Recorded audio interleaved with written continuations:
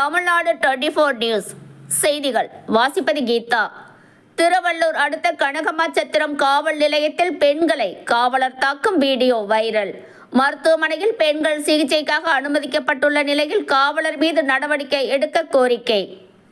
திருவள்ளூர் மாவட்டம் திருத்தணி தாலுகாவிற்குட்பட்ட கனகமாச்சத்திரம் பகுதியில் தனம், மதுமிதா, செவ்வந்தி என்ற மூவர் வசித்து வருகின்றனர். அவர்கள் வீட்டிற்கு அருகில் சிவாஜி என்பவர் பேக்கரி கடை மற்றும் மருத்துவமனை நடத்தி வருகிறார்.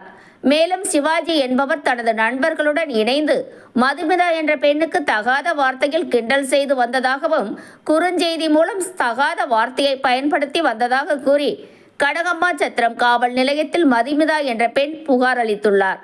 இந்த புகாரின் மீது நடவடிக்கை எடுப்பதில் கனகமாச்சத்திரம் காவல் நிலைய போலீசார் தாமதப்படுத்தியதால் சிவாஜி தவறாக நடந்து கொண்டது குறித்து அவரது மனைவியிடம் மதுமிதா முறையிட்டதாக கூறப்படுகிறது.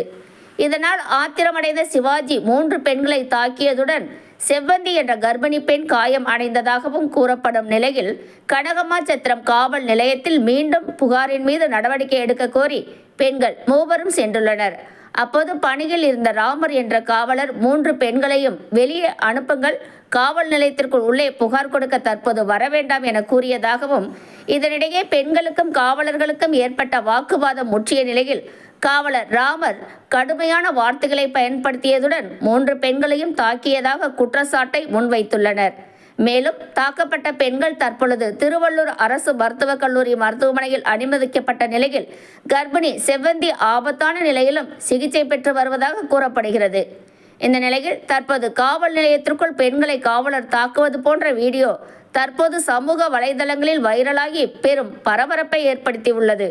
அந்த வீடியோவில் காவலர் கோபமாக வந்து பெண்களை தாக்குவது போன்று பதிவாகியுள்ளது. இந்த நிலையில் பெண்களை தாக்கிய காவலர் மீது உடனடியாக காவல்துறையினர் வழக்கு பதிவு செய்ய வேண்டும் எனவும் அந்த பெண்கள் கோரிக்கை வைத்து வருகின்றனர். மேலும் இது சம்பந்தமாக திருத்தணி உட்கோட்ட காவல்துறை கண்காணிப்பாளர் கூறும்போது, காவலர் பெண்களை தாக்கவில்லை எனவும் பெண்களிடம் காவலர் செல்போனை பறிப்பது போன்ற காட்சிகள் மட்டுமே அதில் பதிவாகி உள்ளதாகவும் மேலும் இது குறித்து விசாரணை நடத்தப்பட்டு வருவதாகவும் தெரிவித்துள்ளார்.